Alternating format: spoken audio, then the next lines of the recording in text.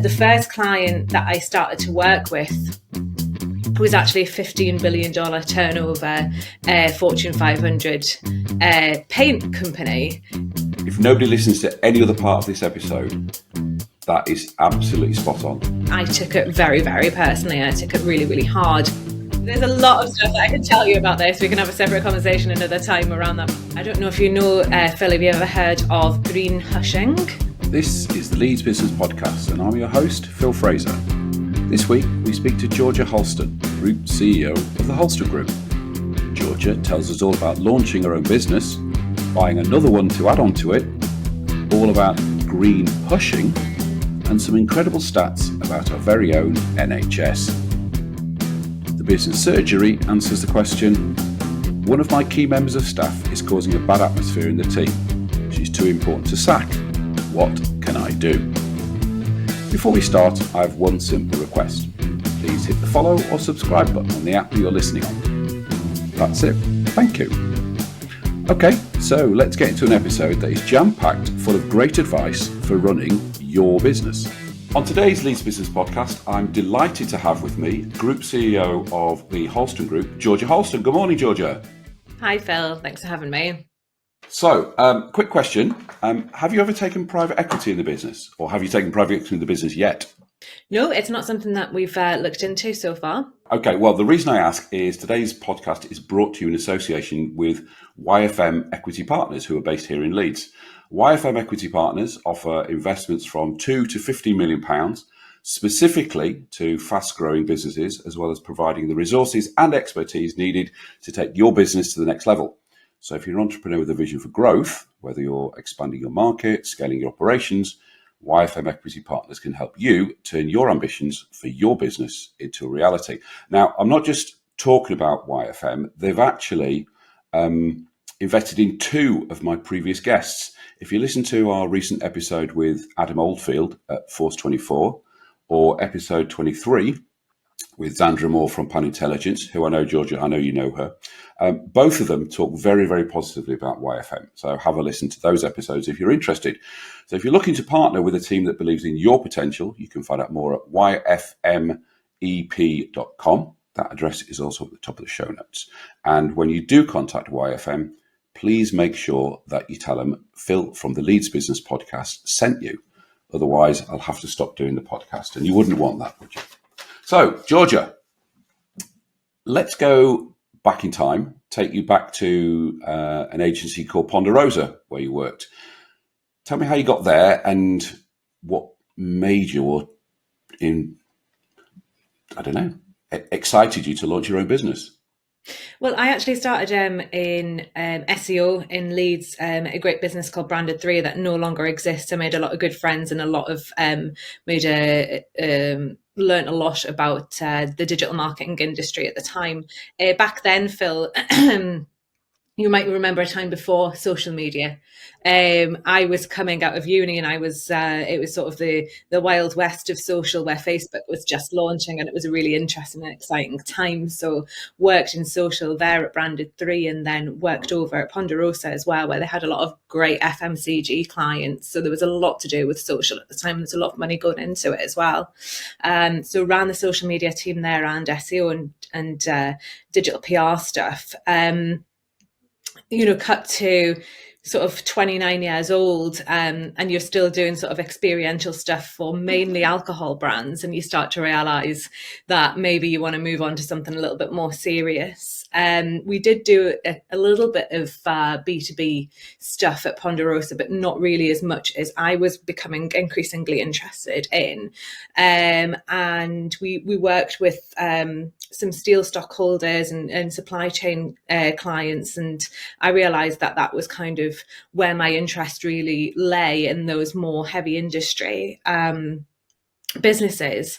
So I thought, because that wasn't the speciality of the agency, maybe I would go ahead and see if it was something that I could do on my own. So we actually launched nearly 8 years ago on the 7th of November 2016. So we're 8 years old in a couple of weeks' time. Okay. Now, interesting you mentioned Branded 3. I know Branded 3 because my business was very SEO based, so I came across Branded 3. Were you there at the same time as Carrie Rose? No, I was before that. Oh, right. Okay. Because Carrie is ex Brandy 3 as well. That's another previous episode that everybody should listen to. You'll find a lot of people in Leeds are. You'll find a lot of founders that work there. There are a lot of us, yeah.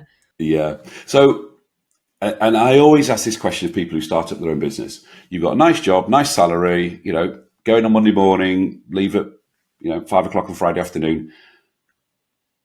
Talk us through that. Right, I'm going to jack this in and start my own business with no clients and no money and no revenue. Well, actually, Phil, I think you'll find that when you work at an agency that does a lot of experiential stuff, works with a lot of bigger brands, you're not leaving at 5 p.m. Yeah, So well, I know when I that. was I know that. leaving, I'm using it metaphorically. but when you are putting all of that effort in, because no matter what I'm doing, I'm never going to be doing it anything less than 100%. But when you start to think, oh, this is something that I could be doing for myself, this is a legacy that I could be building for myself because I put so much effort into everything that I do, maybe it's time that I do it for me. And a lot of people say, isn't it very scary to start your own business? And this was kind of the things that I got at the time. But I was sort of 10 years into my into working at that time, and what was the worst that was going to happen, really? If it didn't work out, if I didn't get some clients, I would just go and get another job. I was never going to be destitute, so I wasn't living on some sort of fiery precipice of hell, thinking that that I could fall at any time. It was just a punt, and you just got to give it a punt, I think. It's interesting you say that, because I felt the same when I launched my business. Was, oh, what's the worst that can happen? All right, 2 or 3 months and nothing happens, and I go, all right, I'll go back and get another job. So it's interesting hearing it from, and I've heard it a number of times on the podcast now, of people who launch business. Yes, it is scary, and yes, you think, oh shit, I'm going to live on beans for 6 months, but the upside is so much higher than the downside. It's almost like, well, I'll give it a go, and like as you say, you can back yourself to get another job. Yeah. Okay, so you've packed in the job. Talk people through what's the Monday morning like when you go, right, I've got my own business now. What do you do 9 o'clock Monday morning when you go, shit, what do I do now? Well, I mean, luckily for me, again, I had been networking myself a lot, especially in the last few years, and just learning from other people. I had quite a few people around me who had launched their own businesses at the same time. I had people who were in things like eSpark. I didn't go into any incubators or accelerators or anything like that, but I was learning a lot from the people around me, and I was networking a lot at the time as well. I mean, I want to say fortunately, but I genuinely don't believe in luck, and I don't believe in sort of fortune. I believe in hard work and putting yourself out there and getting what you give. But the first client that I started to work with was actually a $15 billion turnover Fortune 500 paint company. So I already had the connections with that company, and they were looking for someone to support them with their internal comms for the EMEA region. And it was sort of the November I launched the company. By the January, I was in Brno in Czech Republic at their European headquarters, supporting them with launching all of their social media for their internal comms for their employee engagement. Wow, that's not a bad first client, is it? Yeah. I had a few other little ones as well, like local, particularly tech companies, like startups in Leeds, that I just knew, and I was trying to support them as they were starting out, and it was sort of tit for tat quite a lot. Give me some office space, I'll do some social media, like that kind of stuff. But yeah, that was the one that allowed me, I think, really to get through that first couple of years for sure. It was the backbone of my P&L at the time. Right. Okay. And was this just you? Was the staff, or was it freelance? How did you sort of grow the company? So I launched it as a limited company with the ambition to grow and to have staff. But in year one, it was just me. I think I might have had someone in to support But then we started, it's been 8 years and we started just growing from there. Year 2, I had another couple of people. Year 3, and it's just sort of grown from there. Yeah, as we just got more and more clients, it's quite natural. How did it feel taking on your first member of staff? Because I remember being scared stiff. I mean, because I had been a leader of like teams of quite a lot of people, it was never really a concern. When I first launched the business, I wrote down how I was going to be doing our staff reviews, our annual reviews, and I wrote down the things that I knew were pertinent to success of a business. And they are our pillars, and I'm looking around the room because they're on our walls now, and it's things like no iron team, getting your hands dirty, seeing the big picture, being innovative, and none of these things pertain to doing sales, getting the money, being profitable, any of those things, because I think that profitability and success is an outcome of all the other things. Thirst for knowledge is one of our pillars. And the way that we still do our annual appraisals to this day is ask people how they adhere to our culture, as opposed to how many PRs they've written, how many new clients they've brought in, because that's secondary. It happens anyway if you adhere to these core pillars. And I wrote that before I even had a single member of staff, because I knew how important culture was going to be, and I knew I was going to have a lot of people around me, and I knew that I needed to retain and never dilute the reasons that I wanted to go into business. Absolutely love it. If you get it, absolutely, that is, if nobody listens to any other part of this episode, that is absolutely spot on. I have to say, love it. Because you're right. If you get those bits right, all the other bits, the clients, the profit, the revenue, they all follow. Yeah. So absolutely brilliant. So, okay, so you've started up, you've got your huge client, you're starting to take staff on. What was the first bump in the road? Well, do you know, Phil, I don't really. The first few years were actually quite. I don't want to say plain sailing, because I was fighting tooth and nail all the time, but that just is natural to my demeanor, and it's not a challenge for me to have to be sort of living off the seat of my pants all the time. It's just how I live, and it's fine. I guess maybe the first time that a member of staff left, I took it very, very personally. I took it really, really hard. But I guess just learning from that and just realizing I left businesses. People leave businesses all the time. They have their own journey. They have their own things that they need to do.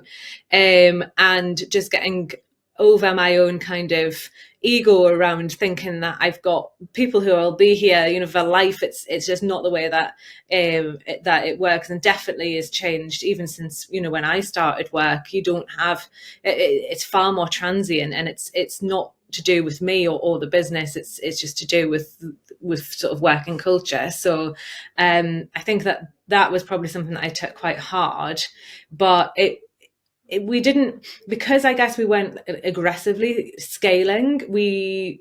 Our growth was quite tentative, but it was always quite smooth. So we didn't really have any huge disasters happen to us. Brilliant. Well done. But you're right. And again, I experienced this. The first time somebody leaves, you go, oh, you hate me.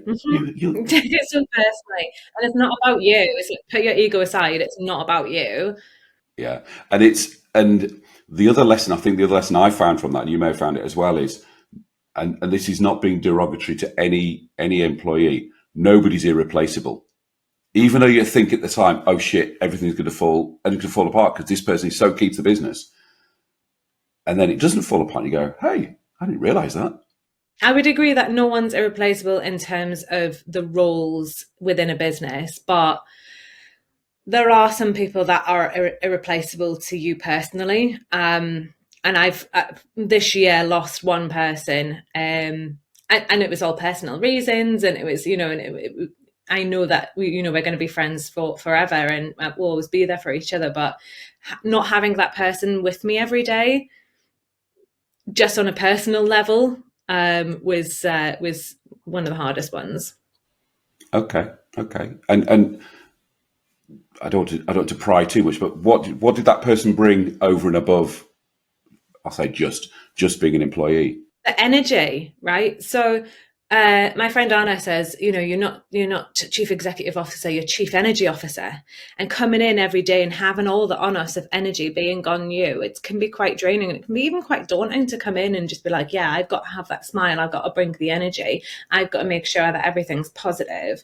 If you have someone else in the business who has 10 times more energy than you do, you can come in and feel like, oh, actually, I don't have to be leading the charge with the energy every day, because I've got someone else who's got just a rocket up their arse who will come in and just put that into it, the rest of the team.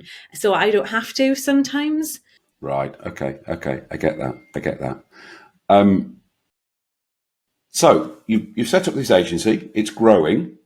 You're now Halston Group. Explain Yeah. how did that sort of take its form? So we got to 2020, and at the time, I didn't sort of go around saying this, but we were doing really, really well. I had engineered the business around the types of sectors that are kind of disaster proof. We've got clients in heavy industry, we've got manufacturing, infrastructure, global supply chain, but we've also got really high tech. So we've got things like med tech, ed tech, industrial IoT. So actually the industries that we serve are kind of, they are the backbone of how our society works. So they didn't really do badly. In fact, ed tech specifically did increasingly well. So as an agency, we did the best year so far to date when it got to 2020. But there were obviously other companies that weren't doing so well. My accountant made me aware of a company called the Sustainability Day of Action, which was a company, it was part of an events firm that wasn't really able to pivot what they were doing offline online. And he was one of her clients as well, and she sort of made me aware of the situation and said, maybe you should again take a punt on this, because you're talking kind of about the sustainability stuff already, and this is an asset that's like going for sale, and it's something that I think that you could do. So I sort of looked into it. At the time, I looked into it with one of my clients. His name is Nathan. He runs a company called ImageCo in Leeds, and they're all really about sustainability. And one of their key potential clients was NHS trusts. So he and I went into it, and what we did was an acquisition of this business, which is behind me right now because it's one of the sort of themed rooms in our group office. So this is the sustainability partnerships room, and it's all surrounded by plants. You can't tell, but I'm in a bit of a jungle in this room. And at that time, we had what was called Halston Marketing, which was the marketing agency, just done an acquisition of this sustainability partnerships, which looks at bringing about sustainable change in the NHS. And it was bizarre to people to see me or other members of staff sort of outreaching to say, do you want to get involved with this business, when it's coming from a marketing agency email? So what we did was we rebranded Halston Marketing to Halston B2B, so that people would understand exactly that it is a B2B agency, and that's what we do. Brought in sustainability partnerships, and then launched Halston Group. And the reason that we launched that was so that I would have a group email footer and other people who were involved in all of the brands. It made sense as to why we were outreaching and contacting people under that banner for a sustainability brand, because it just kind of looked quite jarring when it was just the agency. So that's why we launched the whole thing. And what it's allowed us to do is peel away a lot of the really heavy thought leadership stuff. So the conferences that we run, the big research pieces that we do, that all sits under the Halston Group banner, and that's all the thought leadership stuff. But then just the hardcore marketing is at the agency, and then the sustainability partnerships is a limited business that sort of runs itself under the group as well. Let me just wheel back slightly. Last week's episode was with Mark Fitzgerald Cook, was all about selling businesses. So you've acquired a business, and that's something, obviously, from a growth point of view, is a brilliant strategy. Just talk us through. You'd have to talk about numbers, but just talk us through the process of acquiring another business. You leave it to the experts, Phil. I did not really get too much involved. It was kind of like, it's this much, this is what you're going to get, and this is the process, and have the people who are great at doing it, the accountants and the solicitors, just do the stuff. It wasn't a huge business, and there wasn't a lot of, it was just one guy who owned it, right? So they didn't have some sort of multifaceted cap table that they had to deal with. I'm 100% owner of my business, so I didn't really have to deal with any other stakeholders on my side. It was a really, really quick, swift thing. And we just got the keys to the castle a couple of months after initially speaking to the guy. But I literally left it to my amazing solicitors and my amazing accountant, and didn't really have to do too much of the ins and outs of it. I wish I could tell you more about it, but I've got a strong belief in letting people who are good at their jobs do their jobs. Okay, so you didn't do any real sort of getting under the hood DD or anything like that. You just said, yeah, this looks like it fits quite nicely, and yeah, the price is okay, let's do it. Yeah, I mean, again, it wasn't like a hugely it wasn't a massive turnover business. For me, the real strategic thinking behind this acquisition was not for, I'm never going to become a millionaire of sustainability partnerships, and I know that. It was kind of threefold. It galvanizes and bolsters the agency and now the group's creds within sustainability. It allows us to speak in that field and gives us that gravitas in a very important field of communication. Eventually, the long-term goal was for us to convert clients from sustainability partnerships into marketing clients. And finally, it's actually something that does some really, really good stuff in the world. And it brings about sustainable change in what is the most carbon intensive thing we do in this country, and that's the NHS. Okay, I wasn't aware of that. The NHS is the most, say that again, the most carbon intensive industry in the UK. So about 3% of all of the carbon in the UK is down to the NHS estate. And it's a vicious cycle, because the more carbon is used and the more emissions there are because of the NHS estate, the sicker we get as a society, and therefore we have to rely on the NHS more.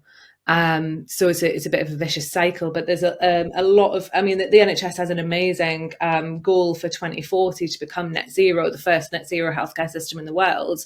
And there's a lot of companies and innovations and amazing people out there who are really pushing to make that change. And our platform allows for the progression of that. Right. Okay. Bit of education on today's show. I was never aware of that. Never aware of that. There's a lot of stuff that I can tell you about this. We can have a separate conversation another time around that, but I don't think we have time to go into it today.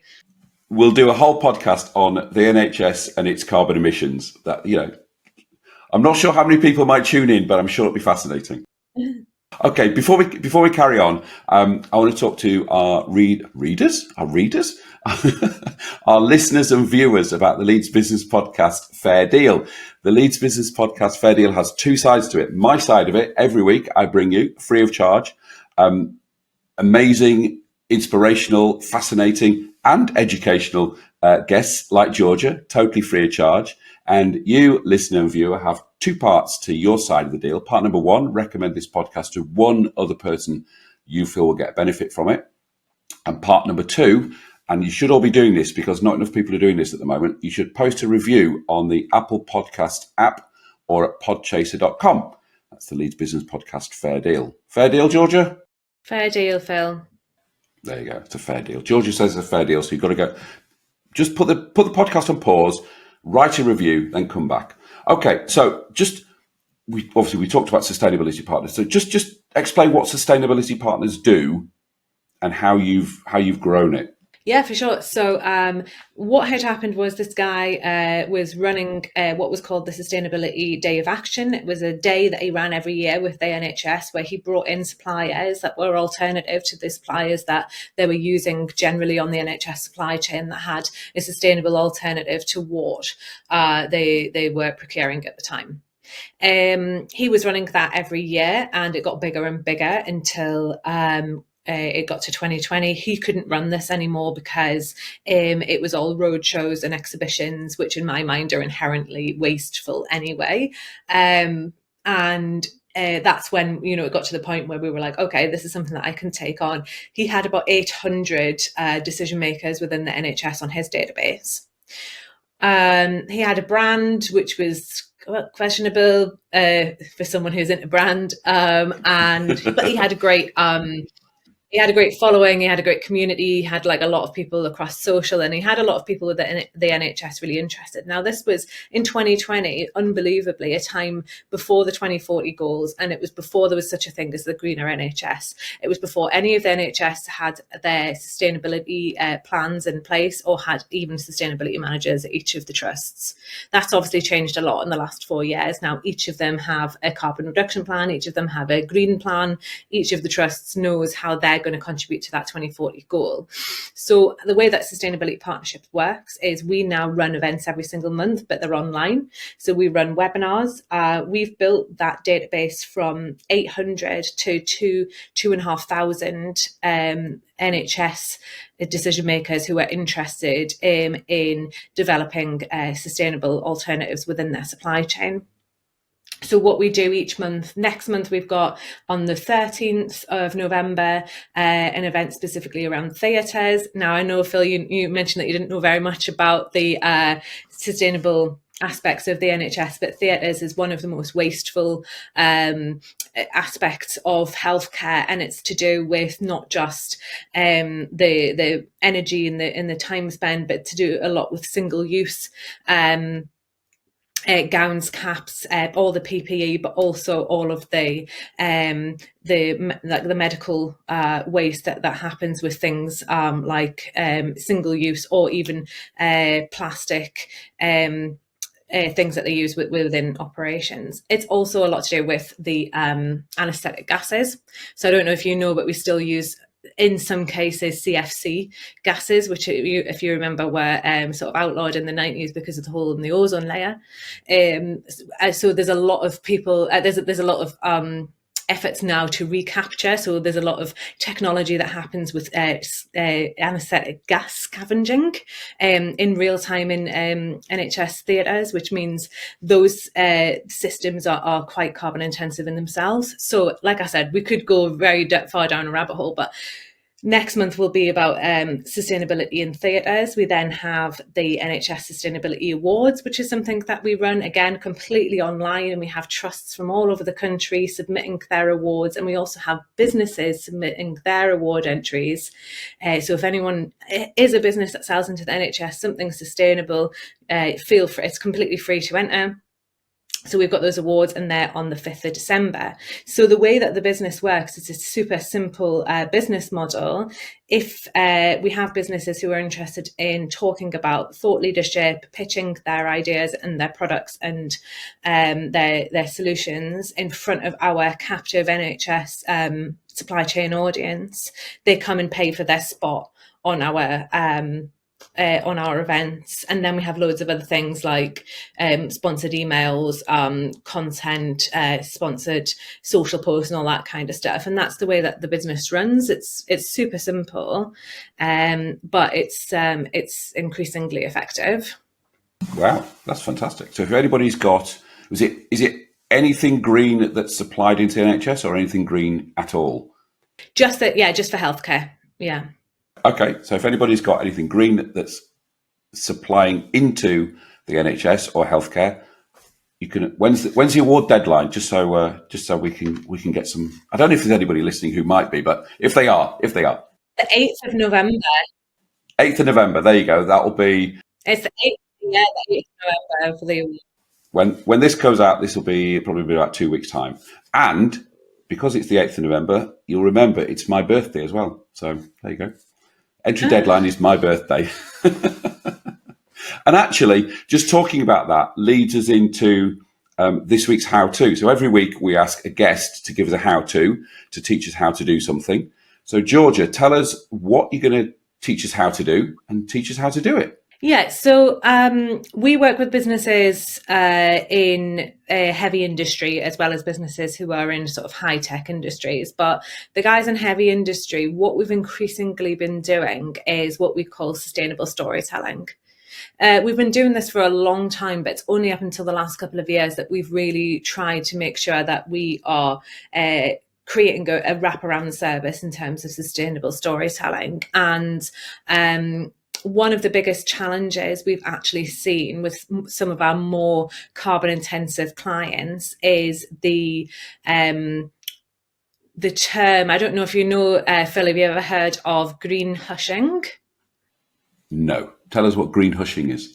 So you know what greenwashing is, right? So I do. Yeah. a lot of businesses, so a lot of businesses who are in carbon intensive industries are so afraid that they're going to be called out for greenwashing because they're trying to tell some kind of sustainable story, that they do the opposite. They go completely the opposite way and they start green hushing, and it means that they don't say anything about their sustainability.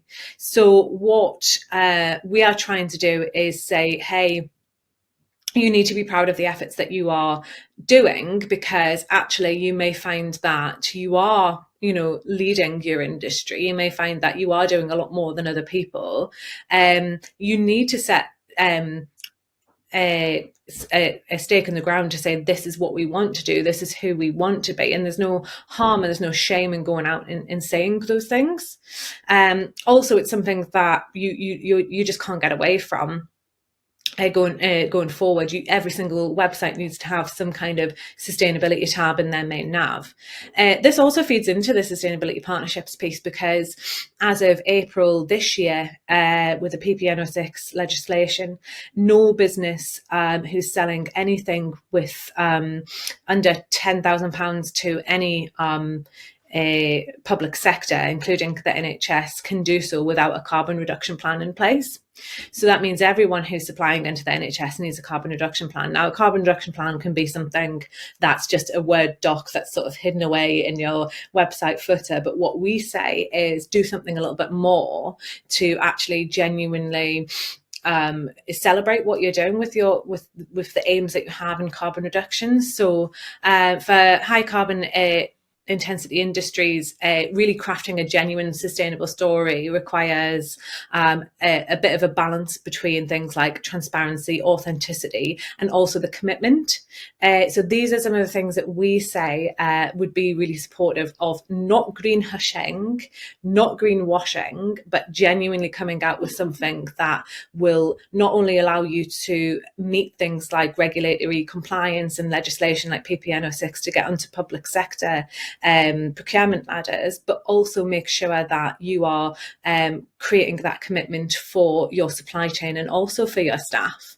So first of all, you need to be making sure that you're acknowledging the challenge, be honest about your carbon footprint, and don't shy away from the industry's environmental impact. You need to demonstrate your understanding, show that you understand the challenges, the complexities of the decarbonisation of the things that you do and of your sector as a whole. You need to focus on progress. So progress is still progress, even if you feel like it's sort of 2 steps forward and 1 step back, it's still 1 step forward. So highlighting achievements, sharing tangible examples of industry initiatives and the important impact that they've had, and setting realistic goals as well, making sure that you establish clear, achievable goals for reducing the emissions and improving your sustainability. It's then really about showcasing that innovation, because if you want to be a thought leader in your industry and you want to be setting a great example. That's another reason why we should really be thinking against the terms of green hushing, because no matter what you're doing in your business, you could, if you're going out with it and you're being honest about it and you're showcasing it through your marketing, you can actually be setting a really great example for other people in your industry and throughout other industries as well. So making sure that you're highlighting your investments in new technologies and new practices and to reduce your environmental impact, making sure that you're showcasing partnerships with other organizations that drive that innovation as well. You need to be, I think, prioritizing transparency though. So I know that I'm going sort of from one thing to the other, but it is a really delicate balance and making sure that everything does come across really genuine. So prioritizing transparency is really important, disclosing as much data as you possibly can that's relevant to carbon emissions, energy consumption, sustainability performance, and being really open to feedback as well, encouraging dialogue with stakeholders, potential clients, the general public, and being really receptive to that criticism as well. And then finally, because obviously sustainable storytelling is something that we really pride ourselves in being able to do, is telling a compelling story, using storytelling techniques, crafting narratives that connect with your audience on an emotional level, highlighting the benefits and emphasizing the positive outcomes of your sustainability initiatives, not just cost saving, but obviously improving efficiencies and enhancing your reputation. So that is a real quick whistle-stop tour of how we look at developing sustainable stories for our clients in particularly carbon-intensive industries. I love that. That is. I mean, there's a couple of points I picked out of there that I think are really, really important. Is one, even though you're doing a little bit, it might actually be more than everybody else. But also, the competition and everybody else in your sector might go, oh shit, they're doing that. Actually, we're doing 10 times that, so we should be chatting about ours. So it sort of, everybody then gets in on the game, and like you say, even if you're doing a little bit, you're doing something. And, it might not be perfect, it might not be huge, you might not think it makes any difference in the big picture, but there's a ripple effect as well, isn't there? Yeah, the more that you're doing and that you're shouting about it and celebrating about it, the more that your competitors, as you say, might be compelled to do the same thing. But then that just pushes your standard higher and it pushes everyone's standard higher. And a high sea rises all boats, right? So we're going to be pushing towards just higher quality levels of sustainability if we are all really open and honest about what we're doing. Love that. Really, really helpful. Thanks for that, Georgia. Okay, so we've sort of been through sort of most of your career. What would you say are the key learnings you've learned as a business owner that you'd like to share with our listeners? I think it is a tough one. I think that like I've said earlier, you do need to really be able to remove ego from a lot of situations. There's the old adage of allowing people who are good at their jobs and better than you are at your job to do their jobs. And not, we don't have a culture at all of sort of micromanaging. That may not work for everyone, but it definitely works for us. And we hire for aptitude and thirst for knowledge and work ethic way above if you've got a degree. Half the people in here don't have a degree. Only one person I've ever hired from another marketing agency. They've all come from completely different industries, but they've got that thirst for knowledge. And I guess, I talked about the pillars of the business and how people adhere to that culture. It's actually really difficult. I feel like I'm going on a tangent now, but it is actually really difficult for us to hire. Yes, we get 100 CVs in for every role. But I think that people have a concept of what a marketing agency is, but we don't work on any, FMCG. You're never going to work on a high street brand. You're never going to do influencer marketing with what we do. You're going to have to learn about the intricacies of geospatial engineering for your client, or you're going to have to learn about how industrial IoT can allow for manufacturing processes to develop proactive maintenance schedules. It's not easy, but I think that's the main thing is hiring for attitude over education, I think, for me, definitely, because I can teach anyone how to do some SEO, but I don't think that I can ever teach someone to be interested in space tech as much as I am. I love that. I love that. And actually, that leads into this week's business surgery. Each week, I ask our viewers and listeners to send in their business problems, and myself and a guest will try and answer them. This week's question, and I won't name the person who sent it in because you'll understand why. This is their question. One of my key members of staff is causing a bad atmosphere in the team. She's too important to sack. What can I do? So let me have a go at this first, and then Georgia, you can throw your 10 pence in. Now, the person said they've created a bad atmosphere. I suspect that's probably underplaying the problem this person is causing. This concept I've come across in the past, and it's been termed the brilliant jerk. And the brilliant jerk is somebody who is very good at their job in its sort of specific, but then everything else they're doing is causing a problem with the rest of the team. My recommendation, although this person who's written in says she's too important to sack, I would suggest you get rid of them. Now, that might sound really, really harsh, and obviously, I'm not an HR expert, so just get some HR input on this one and go through the proper process. But the best thing you can do is to get rid of that person. And I experienced this, and the advice I was given was the day after you get rid of that person, you will say, I wish I'd done it earlier.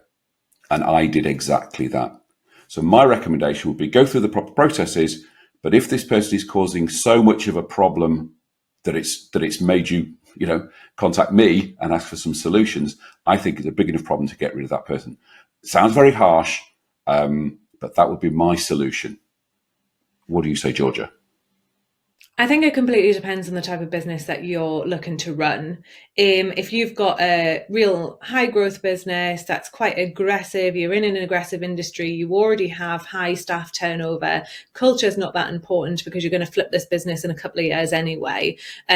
Keep them in and keep them doing what they're doing and just erode that culture away because you don't really worry about that kind of thing. If you want to run a business like the way that I run a business, where I feel like, people get icked out by, we're kind of like a family, but we genuinely look after each other. And I built the business, and from day one, before I even had members of staff, like I said, wrote down sort of what I wanted the culture to be, what I had experienced would be conducive to a great place to work. I want people to come in and be inspired and feel safe. We really do look after each other. So as much as I'd like to agree, just to be a devil's advocate like to disagree just because I like to be a devil's advocate, I have to agree with you.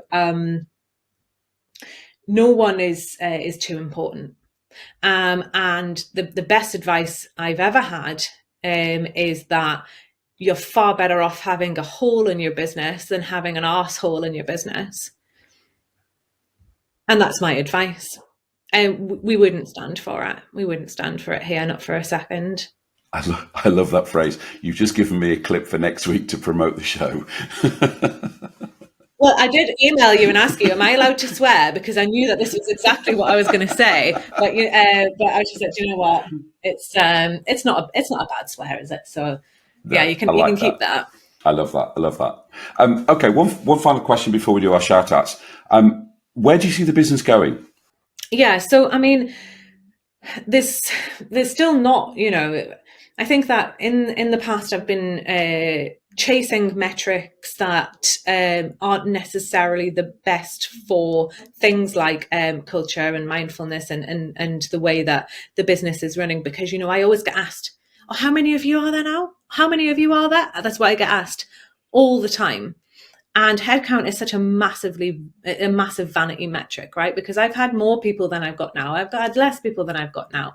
We've never been running a tighter ship than we are now. And that's down to my amazing senior management team. But we're half the size that we were this time last year. But we were just burning through cash.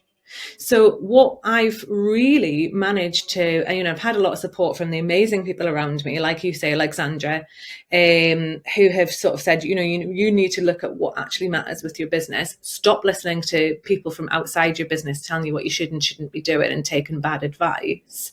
And what I'm really trying to do is, yes, and continue to grow the business, continue to go into amazing new and exciting industries like space tech and aerospace is one of the ones that we're really looking at building into, because it's such a massive growth industry, and there's not a lot of agencies that I think have the creds or even the tenacity to really tackle such academic and scientific industries. So that's kind of the process, but I'm going to do it efficiently as possible. My main aim is to ensure that I am retaining what we've built in the last couple of years in terms of like going for it, but not being bothered that we are a boutique agency, not being bothered that people are asking me, what's your head count? Because it's just not the metrics that I should be looking at. Making sure that we're driving those efficiencies, delivering amazing work, and doing things that other agencies can't do is kind of the plan. Yeah, I like that the wrong metric. I mean, obviously you're not judging yourself by how many people you employ, but that thing of, well, how big are you now, and how big are you going to get? It doesn't have to be about size and bigger and bigger and bigger and bigger and bigger. If you position yourself as a boutique agency, then you're a boutique agency and you stay boutique size. If the plan isn't to be, 100 headcount full service agency, well, that's not a failure. It's not a problem. It's just that's not what we want to do. This is what we want to be. Yeah. Yeah. Okay. So last thing, every week we ask our guests to give us a shout out for another Leeds business. Before we do that, I've got a few shout outs to do. So a few weeks ago, I attended the Lifted Ventures conference, hosted by Helen Oldham and Jordan Darg, both of who've been guests on the show. So dig into our archive, listen to them. And at the Lifted Ventures show, I gave away loads of Leeds Business Podcast biscuits and asked people to post pictures of themselves with the biscuits on LinkedIn in exchange for a shout out. So a big thank you and a big shout out to the following people. Charlie Bartle of Decodify, whose picture included me, unfortunately. Eleanor Goddard of Furnish and Fettle. Sorry, Furnish, not furnishing. Furnish and Fettle. And Alice Ingram, who's a business support person and works with Innovate UK. And also a big thank you to Roseanne Tanner, who works at Lifted as their marketing lady, who also did a picture. So thank you to all those people. So Georgia, who's your shout out to? So probably the people who made those biscuits for you, Saskia and Lisa at the Biscuitery, great couple of guys. They're literally just down the road from us as well. I've been working with them recently to support in building out their B2B sales. So yeah, great business and delicious biscuits, as you know all too well, Phil. And I also really want to shout out to a company in South Leeds called Image Co. Those guys are wide format print, and they inspired us to really develop out our sustainable storytelling services, because we were working with them we've been working with them for about 7 years now. They're one of our longest standing clients. They're an amazing company. They do wide format print, they do signage, they do exhibition stands, they do everything that you would need for events and exhibitions and that kind of thing. But everything that they do is sustainable, it's recyclable, it's made out of recycled materials and can then be recycled afterwards. So I did mention earlier that I find events and exhibitions inherently wasteful. The stuff that these guys are doing make sure that it's actually not, and the whole thing is powered by their solar array on the roof as well, so that you know that it's from sustainable energy as well. So yeah, we've been working with those guys for a long time, and the sustainable creds that they've built up have allowed them to work with the likes of Dr. Martens, a door that would never have been open to them if we hadn't have built out this amazing sustainability story for them. And it's something that we really believe it's that any business can do if you sort of just put your mind to it, and obviously have us here to support on that storytelling piece. And links to both of those will be down in our show notes if you want to contact them. And also, if you use the code LBP20, you get 20% off your biscuits at the Biscuitery as well. Georgia, thank you very much indeed. It's been a pleasure having you on. Thanks, Phil. It was great to speak to you this morning. Thanks for listening to this episode. I hope you found it interesting, inspiring, and of use. To make sure you don't miss out on any future episodes, please subscribe to the show. Go on, do it now. Do it now before you go off and do something else. Thank you, much appreciated. Oh, and don't forget our fair deal. See you next week.